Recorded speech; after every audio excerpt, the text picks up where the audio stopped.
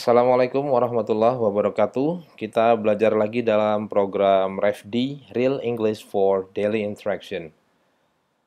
Kita masih membahas kelas Understanding English Grammar atau pemahaman tata bahasa bahasa Inggris. Dan pada kesempatan ini kita akan membahas salah satu bentuk tenses, yaitu the present continuous tense. Tapi sebelum kita masuk ke materi, silahkan di-subscribe dulu channel ini dan silahkan di-share, mungkin bisa bermanfaat untuk teman-teman kita yang lain. Baik, saya akan mulai menjelaskan dari fungsi present continuous atau present progressive tense. Jadi nama lain dari present continuous ini adalah present progressive tense. Continuous atau progressive itu menunjukkan fungsinya, yaitu menyatakan kejadian yang sedang terjadi atau sedang berlangsung pada saat kalimatnya disampaikan. Nah, ini bisa kita bandingkan dengan present tense, simple present tense yang menyatakan kebiasaan atau fakta, atau past tense yang menyatakan kejadian di waktu lampau. Present continuous tense ini menyatakan kejadian yang sedang berlangsung pada saat disampaikan. Misalnya, we are learning English at the moment. Kita sedang belajar bahasa Inggris saat ini. Jadi pada saat disampaikan, aktivitas belajarnya sedang dilakukan. Atau contoh kedua, Mr. Cukurata Botake is welcoming his guest now. Mr. Cukurata Botake sedang menyambut tamunya sekarang. Ya, aktivitasnya sedang dilakukan. Atau kita sering dengar ini, hush, hush, be quiet, the baby is sleeping. Shh, diam, bayinya sedang tidur. Jadi pada saat disampaikan the baby sleeping, ini karena kondisinya bayinya memang sedang tidur. Nah, ini fungsi utama present continuous tense. Dalam present continuous tense kadang-kadang dijelaskan dengan keterangan waktu, at the moment, at present, now, gitu ya, walaupun tidak harus selalu muncul dalam tiap kalimat. Tapi jika ada keterangan waktu seperti ini menunjukkan konteks sedang dilakukan. Baik, kita coba pahami dalam satu dialog. Ini ada Andi dan pamannya, Uncle Sam, Samingan. Situasinya Uncle Sam lagi nelpon Andi dan tanya-tanya aktivitas keluarga Andi di rumah. Kita bisa lihat, good evening, Uncle Sam. Kemudian Uncle Sam menjawab, hi Andy, I need to talk to your dad. Is he with you? No, he's not. He's cooking in the kitchen. Cooking? So, what's your mom doing? Mom is making TikTok video. Really? And your grandpa? What is he doing? Grandpa is updating his Facebook status. And what is Mbok Yao doing? Is she cooking? No, she's not. Mbok Yao is gossiping with grandma. Uncle Sam, are you coming to my house? I was, but I'm going home now. Oke, di contoh dialog ini nanti bisa kita lihat beberapa penggunaan bentuk present continuous tense yang menyatakan kegiatan yang sedang dilakukan di rumahnya Andi. Baik, sekarang kita lihat bentukan kalimat atau rumus atau formula dari present continuous tense. Kita mulai dari kalimat positif, yaitu subject, diikuti to be, kemudian kata kerja dalam bentuk aktif atau verb ing. Misalnya, you are learning English now. I am watching YouTube at the moment. The teacher is explaining the lesson at present. Jadi rumusnya sudah jelas. Kita mulai dengan subject. Kalau di sini ada you, ada I, ada the teacher. Kemudian diikuti dengan to be yang sesuai dengan subject. Kalau you pakainya are, I pakainya am, the teacher bisa he atau she, jadi pakainya is gitu ya. Kemudian diikuti juga dengan kata kerja dalam bentuk active participle atau kita kenal sebagai verb ing. Jadi tinggal ditambahkan saja verb 1 ditambah ing, learn, learning, watch, watching, explain, explaining. Jadi formatnya memang seperti ini, subject, to be, verb ing, yang menunjukkan bahwa aktivitas yang disampaikan ini sedang dilakukan. Baik, selanjutnya kita lihat bentuk kalimat negatif dari present continuous tense. Sederhana, karena pada kalimat negatif kita tinggal menambahkan bentukan not setelah to be. Jadi kalimatnya tersusun subject, to be, not, kemudian verb ing, dan seterusnya. Contohnya, you are learning English, you are not learning mathematics. Kamu sedang belajar bahasa Inggris, kamu tidak sedang belajar matematika. So, you are not learning mathematics. I'm watching TV, saya lagi nonton TV. I'm not listening to the radio, saya nggak lagi dengerin radio. I'm not listening to the radio. The teacher is explaining the lesson, he's not giving a test. Guru lagi menjelaskan, dia tidak sedang memberikan tes. Jadi sederhana sekali, bentukan not-nya hanya menambah, bentukan negatifnya hanya menambah not setelah to be pada kalimat. You are learning, you are not learning. You are watching, you are not watching, dan seterusnya. Baik, selanjutnya untuk kalimat tanya, seperti kita pahami, kita ada dalam bahasa Inggris ada dua bentuk kalimat tanya, yaitu kalimat tanya yes, no, atau short answer, yang meminta jawaban yes atau no saja. Bentuknya adalah dimulai dengan to be, kemudian diikuti subject, dan baru diikuti kata kerja dalam bentuk aktif atau verb ing. Contohnya, are you thinking about someone? Apakah kamu sedang berpikir tentang seseorang? Jawabannya ya atau tidak. Ya sedang berpikir, tidak sedang tidak berpikir. Are you thinking about someone? Am I bothering you now? Bothering, mengganggu. Am I bothering you now? Apakah saya mengganggu kamu sekarang? Yes or no? Is your father working? Apakah ayahmu sedang bekerja? Nah, bentuk pertanyaan seperti ini hanya meminta jawaban singkat yes atau no. Ya, bisa dikasih informasi tambahan, tapi intinya hanya meminta informasi yes or no. Bentuknya kita lihat dimulai dengan to be, sesuai dengan subjeknya, to be-nya. Kemudian baru diikuti kata kerja bentuk ing, verb ing. Yang kedua adalah bentuk kalimat tanya informatif, atau yang kita sering sebut WH question. WH karena ada kata tanya, ya. Jadi bentuknya dimulai dengan kata tanya, kemudian to be, subject, dan verb ing. Misalnya, what are you thinking about?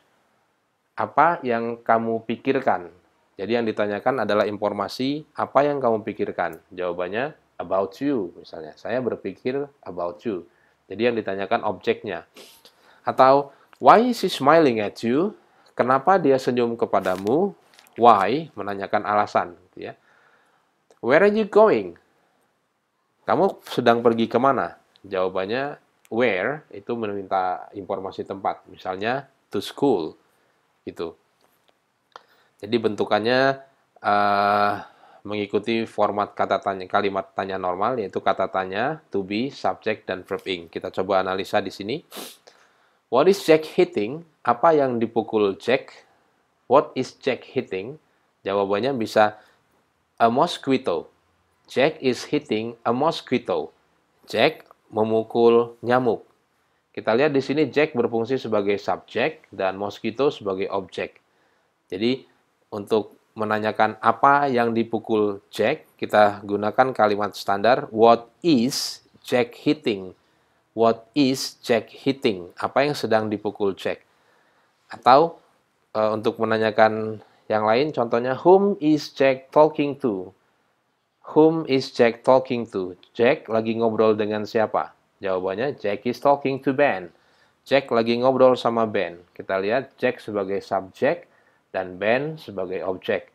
Sehingganya bentuk kata kalimat tanyanya standar, dimulai dengan kata tanya, kemudian diikuti to be, ya.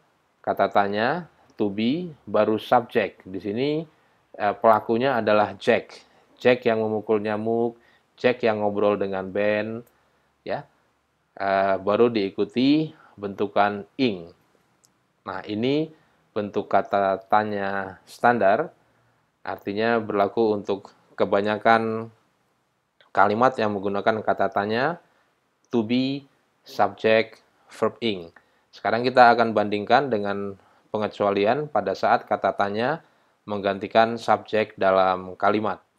Baik, sekarang akan kita bandingkan bentuk kalimat tanya, tapi dengan posisi kata tanya sebagai subjek. Ini perlu diperhatikan, mungkin akan ada perubahan bentuk kalimat tanya, susunan kalimat tanya. Oke, jadi kalau tadi kita menggunakan kalimat tanya what is Jack hitting, apa yang dipukul Jack, itu berarti kita menanyakan Jack atau menyatakan Jack sebagai subjek. What is Jack hitting? Apa yang dipukul Jack? Jack memukul sesuatu, gitu ya. Kalau ini kalimatnya what is hitting Jack? Apa yang memukul Jack atau apa yang menabrak Jack, gitu ya. Jawabannya a car is hitting Jack. Mobil sedang menabrak Jack. Kira-kira gitu, sedang terjadi kecelakaan ya. A car is hitting Jack. Artinya di sini kita lihat perbedaannya. Pada kalimat ini, Jack itu berfungsi bukan sebagai subjek, tapi subjeknya adalah a car, dan Jack posisinya sebagai objek. Kita lihat bentuk kalimatnya bukan what is Jack hitting, tapi what is hitting Jack.